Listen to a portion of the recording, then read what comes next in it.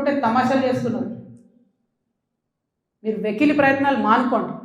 నేను మీ మీద చేసినటువంటి ఆరోపణలకు మీకు దమ్ముంటే, సిగ్గుంటే, ప్రజాస్వామ్యంలో ప్రజల మధ్యలో ఉండాలనుకుంటే జవాబు చెప్పండి. అంతేగాని నా మీద మొరిగేటటువంటి వాళ్ళందరినీ వదిలిపెట్టి ఏది పడుతుంది మాట్లాడితే నేను చూస్తూ ఊరుకుంటాను అనుకోవద్దు. నేనేం తప్పు చేయలేదు.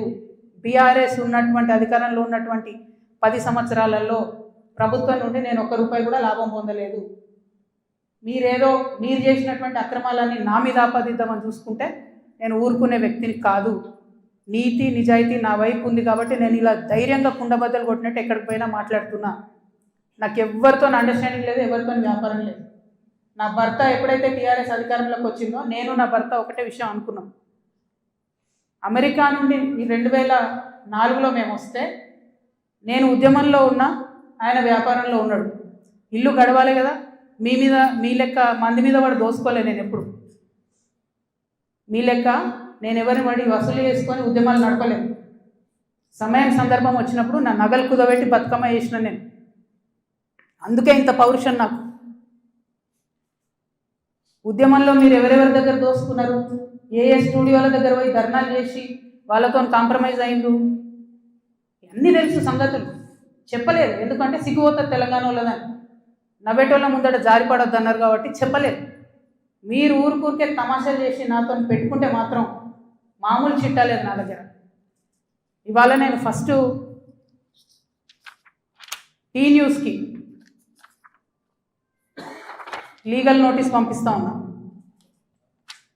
నా భర్త పేరు పెట్టి కృష్ణారావు అనేటటువంటి ఎమ్మెల్యే గారు ఏదైతే ప్రెస్ మీట్ పెట్టినరో, మీరేమన్నా ఆల్తు ఫాల్తు social media channel T News అంటే? Satellite channel. మీరు ఒక పార్టీని రిప్రజెంట్ చేసే ఛానల్. కనీసం వెరిఫై చేసుకోరా? ఏది పడితే అది వేసేసుడేనా? వేరే వాళ్ళది వేస్తే వాళ్ళు ఊరుకున్నారేమో, నేను ఊరుకునేదాన్ని కాదు, ముందే చెప్తున్నాను. టీ న్యూస్కి లీగల్ నోటీస్ ఇస్తున్నాం. 1 వీక్లో పబ్లిక్ అపాలజీ చెప్పాలి బిడ్డ, పబ్లిక్ అపాలజీ. కోర్టుకి ఈడుస్తాం ఏమనుకుంటున్నారు. తర్వాత ఏలేటి మహేశ్వర్ రెడ్డి గారు, వీరికి కూడా నోటీస్ ఇస్తున్నాం, లీగల్ నోటీసు. 1 వీక్లో మీరు కూడా తప్పుడు సమాచారాన్ని ప్రజలకు ఇచ్చినందుకు, నా భర్త గారికి నా యొక్క పరపతిని దెబ్బతీసే ప్రయత్నం చేసినందుకు నాకు పబ్లిక్ అపాలజీ చెప్పాలని మహేశ్వర్ రెడ్డి గారిని కూడా డిమాండ్ చేస్తూ ఉన్నాను.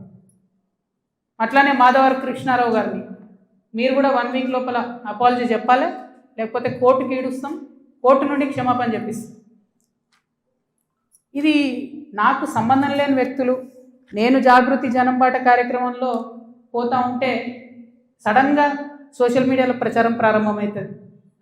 వెంటనే ఏలేటి మహేశ్వర్ రెడ్డి గారు బీజేపీ ఫ్లోర్ లీడర్, ఆయనకి ఏం పనో నాకు అర్థం కాదు, ఆయనకు నాతోనేముందో అర్థం కాదు, నన్నంటే పొలిటికల్గా ఆయనకి ఏం లాభం వస్తుందో నాకు అర్థం కాదు. ఆయన బయటకు వచ్చి సీరియస్గా ప్రెస్ మీట్ పెట్టిండు. ఓకే, ఏం పెడతాడు ప్రెస్ మీటు? ఒక ఫోటో ఉన్న కాపీ తీసుకొని నా భర్తది, దాంట్లో ఏవి రెడ్డి గారి పేరు ఉంది, అది చూపించుకుంటే ఇగో వీళ్ళకి వ్యాపారాలు ఉన్నాయని చెప్తుంటాడు. అసలు ఆయనకి ఏం సంబంధం? అది ఏమన్నా పొలిటికల్ ఇష్యూవా? ఎందుకు మాట్లాడిండు? ఓకే, అంటే దీని వెనుక ఉన్న స్ట్రాటజీ చేసేసి తెలంగాణ ప్రజలు అర్థం చేసుకోవాలి. హరీష్ రావు గారు, బీఆర్ఎస్ పార్టీ ఏదైతే నా మీద దుష్ప్రచారం చేయాలనుకుంటున్నారో అది ఏలేటి మహేశ్వర్ రెడ్డి గారి నోటి నుండి వస్తుంది, బీఆర్ఎస్ పేడ్ సోషల్ మీడియా నోటి నుండి వస్తుంది, ఆ తర్వాత కృష్ణారావు గారు లాంటి ఎమ్మెల్యేల నోటి నుండి వస్తుంది.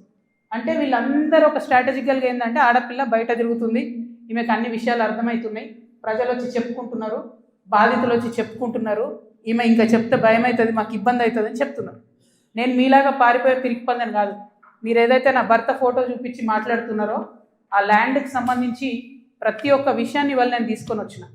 ఇవాళ నేను ఎట్లా ట్రాన్స్పరెంట్గా క్లారిటీ ఇస్తున్నానో, నేను చేసే ఆరోపణల మీద మీరు కూడా అట్లనే క్లారిటీ ఇవ్వాలని చెప్పి నేను డిమాండ్ చేస్తూ ఉన్నాను. ముందుగా మీరు ఏదైతే కాపీ చూపిస్తున్నారో మా హస్బెండ్ది, ఏవి రెడ్డి గారిది ఉన్నటువంటిది, అది 2 సర్వే నంబర్లకు సంబంధించినటువంటి ల్యాండ్.